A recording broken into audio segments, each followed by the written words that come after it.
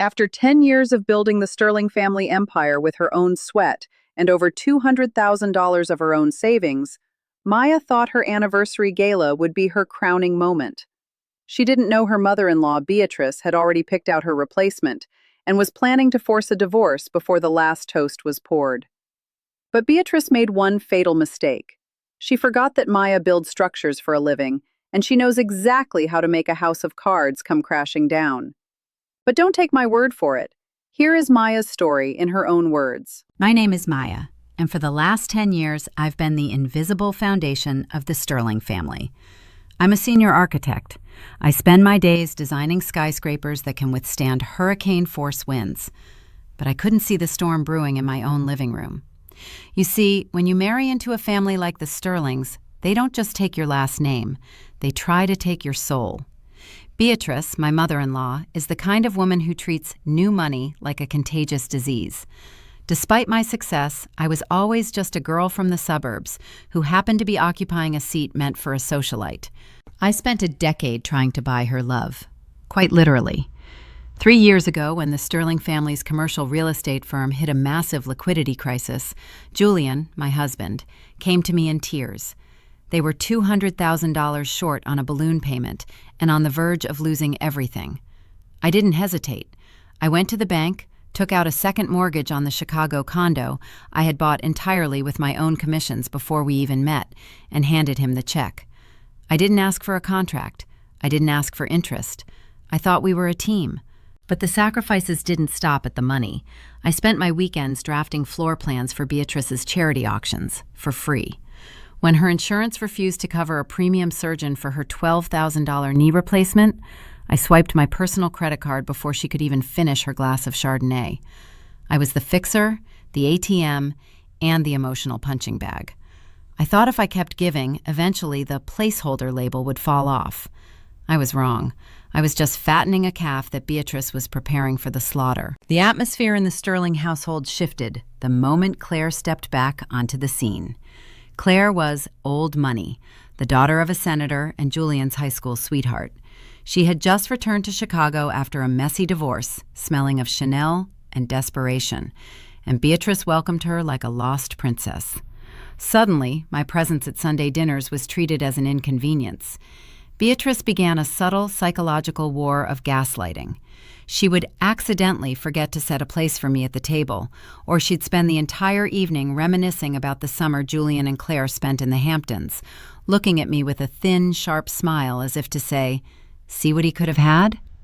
Whenever I tried to speak about my latest architectural project, she'd cut me off to ask Claire about her polo matches. Julian became distant, his guilt manifesting as irritation toward me. I found myself apologizing for things I hadn't done just to keep the peace. I told myself it was just Beatrice's stoicism, her way of dealing with the stress of the business. I chose to believe that Julian was just stressed. I was building a palace of excuses for people who were already digging my grave. The air in the ballroom of the Drake Hotel was thick with the scent of 500 white lilies, flowers I had paid for. It was 5 days before the gala, and I had arrived early to coordinate the acoustics for the tribute video I'd spent months editing. As I walked toward the private bridal suite to drop off my sketches, I heard voices, sharp, familiar, and cold.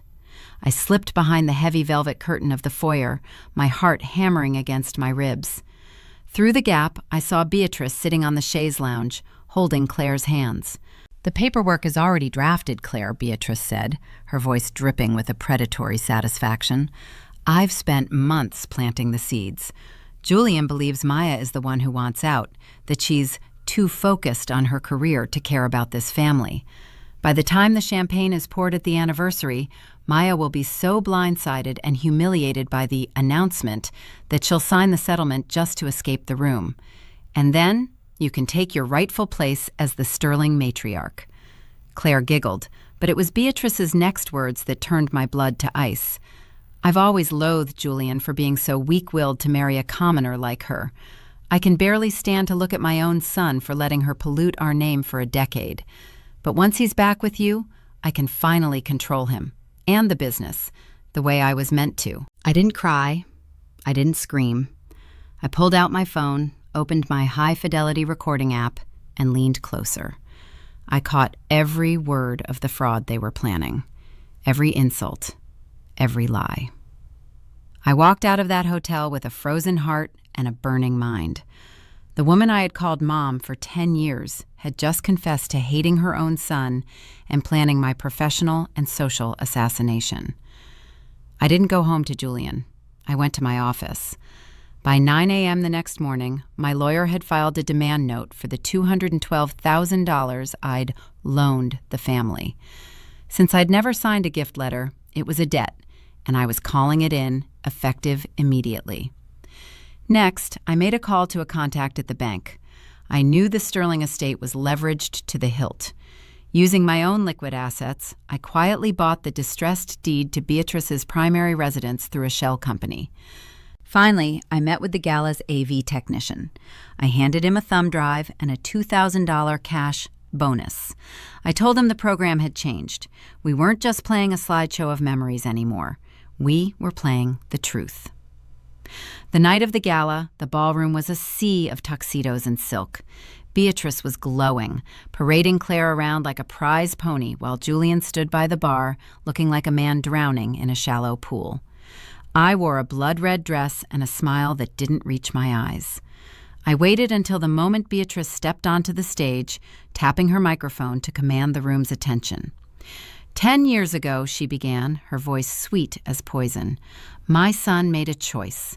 But tonight, we celebrate a new chapter for the Sterling name. That was the cue. The lights dimmed, but instead of the romantic music, the speakers hissed with the raw, unmistakable audio of the bridal suite. Beatrice's voice boomed through the hall, calling Julian weak and pathetic, bragging about how she had manipulated him into hating me. The room froze. I watched the color drain from her face until she looked like a ghost. Julian looked at her, then at Claire, the realization of his mother's betrayal shattering whatever was left of his pride.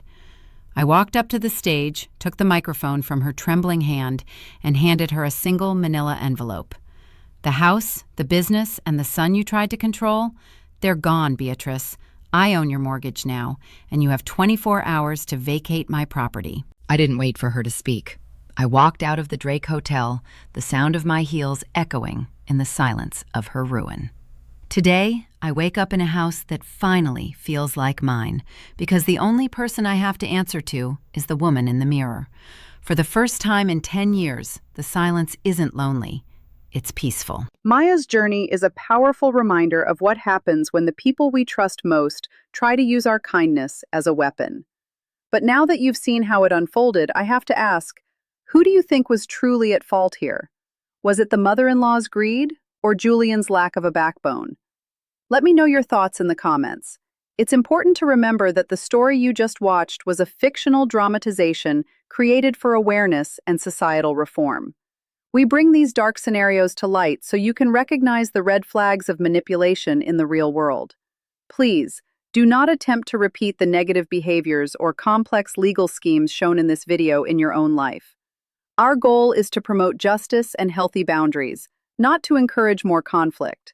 Karma eventually finds its way, but wisdom is your best defense. If you found value in this lesson today, please subscribe and hit the bell icon to join our community for daily stories.